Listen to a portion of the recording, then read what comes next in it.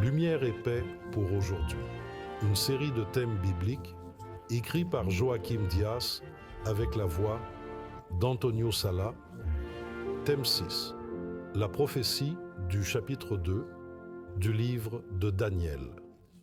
Annonce le royaume de lumière. Le royaume du monde est remis à notre Seigneur et à son Christ. Il régnera au siècle des siècles. Apocalypse 11:15. Dieu annonce l'avenir aux prophètes.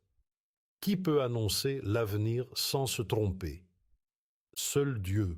Isaïe 46:9, 10, 45:20 et 1. Par qui Dieu révèle-t-il ses plans? Par ses serviteurs les prophètes. Amos 3:7. Quel titre Jésus a-t-il explicitement donné à Daniel? Le prophète Daniel. Matthieu 24:15. Qu'utilise Dieu dans sa révélation aux prophètes? Vision, analogie et rêve. Osée 12:10. Job 33:14-16. Prophétie sur les empires mondiaux. Comment Dieu a-t-il révélé la succession des empires antiques? Dans un rêve, à travers une statue. Ô roi, tu regardais, et voici une grande statue. Cette statue était immense, d'une splendeur extraordinaire, et elle se tenait devant toi. Son aspect était terrible. Tu regardais cela lorsqu'une pierre se détacha sans l'intervention d'aucune main et frappa la statue. Le rêve est certain, et son interprétation est fidèle. Daniel 2, 1-45. Qu'ont fait Daniel et ses compagnons pour interpréter le rêve? Ils ont demandé à Dieu de révéler le rêve. Daniel 2:17, 18. Comment Dieu a-t-il révélé le rêve dans une vision nocturne? Daniel 2:19. Quelle était la préoccupation du roi Nebuchadnezzar? Nabuchodonosor s'inquiétait de ce qui adviendrait après son règne. Daniel 2:29. Une statue à l'aspect terrible. De quoi était faite la statue? D'or, d'argent, de bronze, de fer et de fer mêlés d'argile. Daniel 2:32, 33. Où est tombée la pierre qui, sans intervention humaine, a écrasé la statue? Au pied de la statue elle-même. Daniel 2:34, 35. Que s'est transformée la pierre qui a détruit la statue? En une grande montagne qui remplissait toute la terre.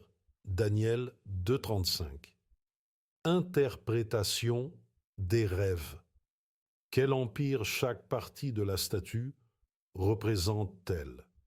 La tête symbolisait Nabuchodonosor, roi de Babylone, historiquement considéré comme le premier grand empire mondial.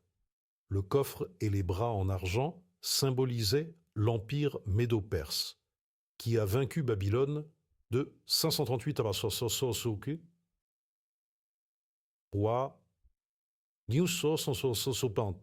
331 avant notre ère. JC Watchim. Le ventre et les cuisses de cuivre symbolisaient les Grecs qui, menés par Alexandre le Grand, vainquirent les Mèdes perses et régnèrent ainsi de 331 à 146 avant Jésus-Christ. JC. Les jambes de fer symbolisaient les Romains qui, en terrassant l'empire grec, devinrent le quatrième empire universel, 246 avant Jésus-Christ. JC. À 476 après Jésus-Christ. JC. Daniel 2:37, 38, 2:39, 5:30, 31, 2:40. Qu'adviendrait-il de l'Empire romain? Les jambes de fer, symbolisant Rome, suivies des pieds et des doigts, en partie faits d'argile de potier et en partie de fer, annonçaient ce qui allait arriver à l'Empire romain. des tribus germaniques d'Europe du Nord, également appelées peuples barbares, attaqueraient l'Empire romain, s'établiraient sur son territoire et le diviseraient en 10 États saxons, anglais, francs, français, germains, allemands, huns, suisses, lombards, italiens, wisigoths, espagnols, suèves, portugais, vandales, Afrique du Nord, ostrogoths, Autriche, Hérules, Italie du Sud, Daniel 241, 42. Quelles tentatives ont été prophétisées concernant l'union de ces royaumes par des alliances matrimoniales au sein des familles régnantes? Ils se mêleront à la semence humaine. Daniel 2,43. Nous avons, entre autres, l'exemple du règne du roi Philippe d'Espagne, qui fut simultanément roi du Portugal pendant 60 ans, de 1580 à 1640. L'histoire des monarchies européennes témoigne de multiples liens familiaux entre les cours d'Europe, ce qui a valu à la reine Victoria d'Angleterre le surnom de grand-mère de l'Europe. Par des conquêtes militaires, l'histoire fait également état de plusieurs tentatives visant à contredire la prophétie de réunification des vestiges de l'Empire romain. Il suffit de rappeler Justinien, VIe siècle, Charlemagne, IXe siècle, Charles Quint, VIe siècle, Napoléon, XVIIIe et XIXe siècle, Guillaume II et Hitler, XXe siècle. Bien que discrètement, ces tentatives se manifestent également dans les différents débats sur la nature et le fonctionnement de l'Union européenne, notamment les débats sur les idées fédératives, les luttes diplomatiques actuelles, la survie, suprématie des petits et grands États membres, l'Europe à 2 vitesses, l'avenir de l'euro et, plus récemment, le problème actuel du Brexit. Que dit la prophétie? Ils ne se lieront pas, comme le fer ne se mêle pas à l'argile.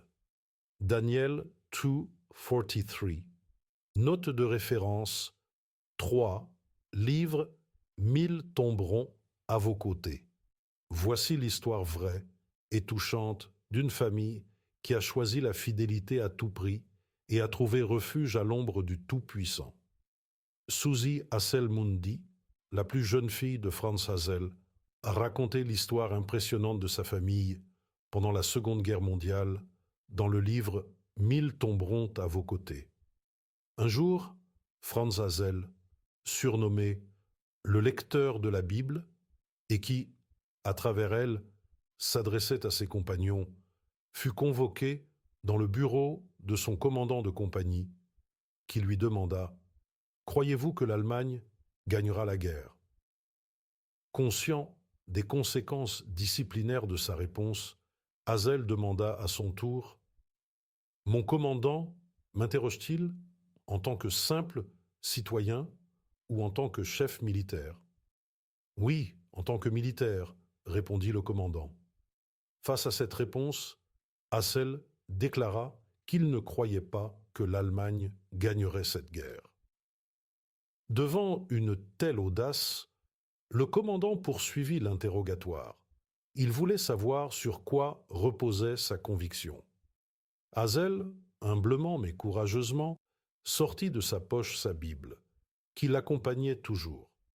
Il lut à ce soldat la prophétie du chapitre 2 du livre du prophète Daniel, insistant sur la fin de l'interprétation correspondante. Ils ne se lieront pas l'un à l'autre, comme le fer ne se lie pas à l'argile.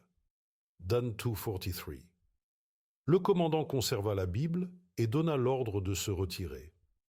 Peu après, Hazel fut de nouveau convoqué par le commandant de la compagnie, entouré de 2 généraux spécialistes de l'histoire et de la stratégie militaire.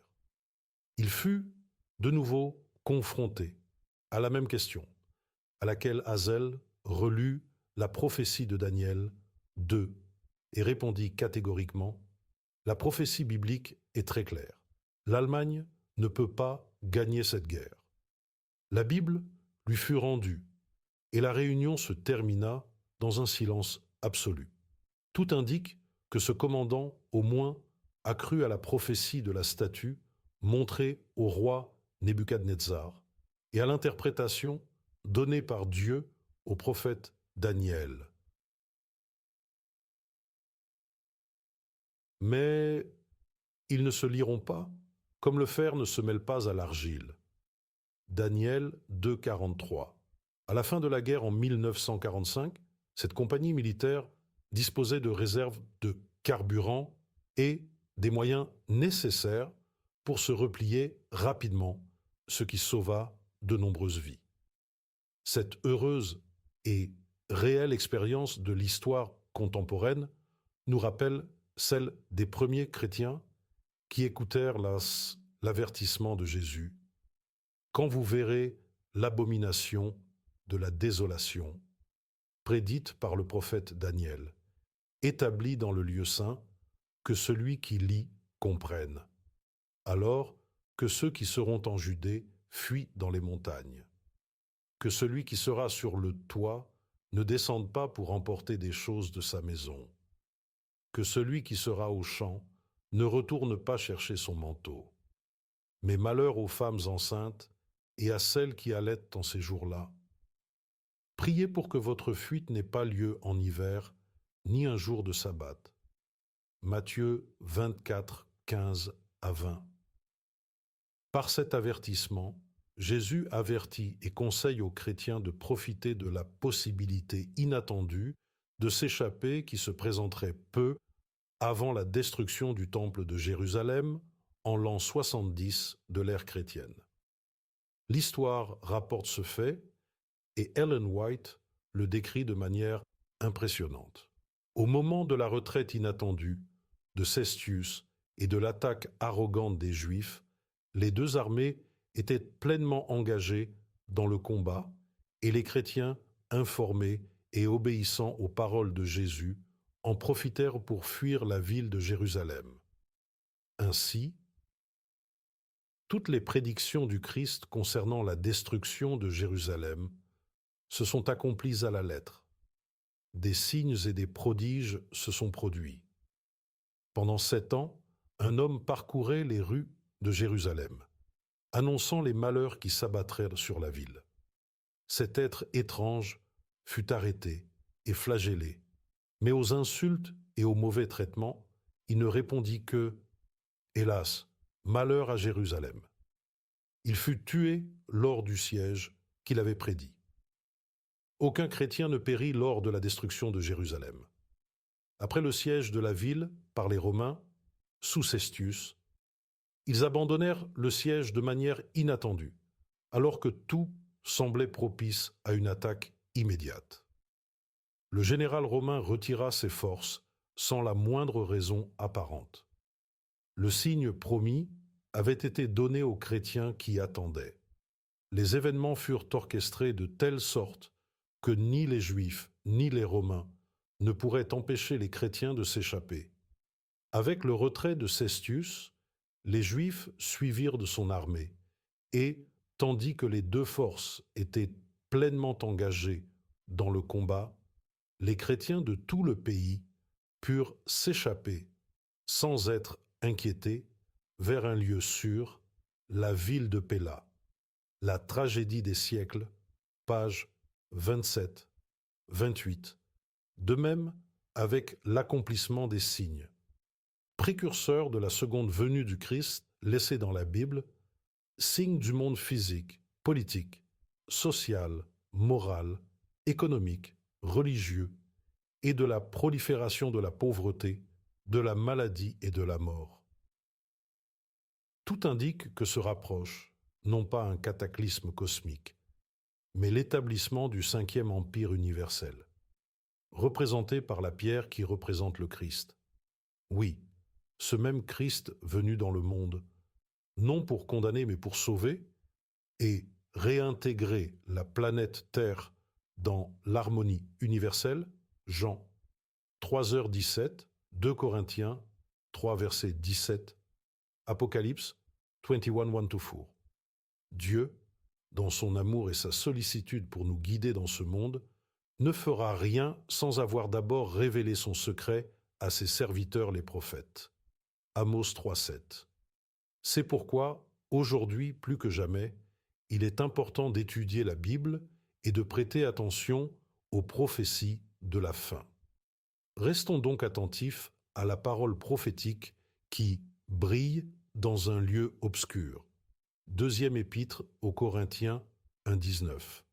C'est pourquoi, comme le conseille la parole inspirée, crois au Seigneur, ton Dieu, et tu seras sauvé. Crois en ses prophètes, et tu prospéreras. Deuxième Chronique 20:20. Note de référence 4. Ils se mêleront à la semence humaine, Daniel 2:43. Cette prophétie a fait l'objet d'études, de débats et de décisions majeures sur le champ de bataille en Allemagne pendant la Seconde Guerre mondiale. Avec d'autres prophéties, elle retrace l'histoire du monde, passant du politique au religieux, et présente des données confirmées par l'histoire universelle. En effet, les faits relatés dans cette prophétie commencent avec l'Empire de Babylone, 508 à 338 avant notre ère. J, C, jusqu'au temps de la fin, et concerne la succession des différents empires universels, d'où est issue la structure politique de l'Europe. Mariages royaux, bien que la prophétie dise « Ils se mêleront par mariage, mais ils ne s'uniront pas » Daniel 2:43. Pendant des siècles, de nombreux hommes ont tenté d'unir à nouveau ces royaumes pour former un cinquième empire universel, mais ils ont tous échoué. Des mariages ont eu lieu, notamment entre les maisons régnantes.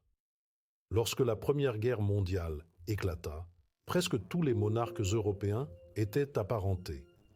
La reine Victoria d'Angleterre était surnommée la grand-mère de l'Europe, car presque tous les rois appartenaient à sa dynastie. Le roi d'Espagne, le tsar de Russie, le roi d'Angleterre, l'empereur d'Allemagne, etc., étaient tous apparentés. Durant cette guerre, oncles, neveux et grands-parents se sont affrontés. Résultat, presque tous les royaumes ont été renversés et remplacés par des républiques.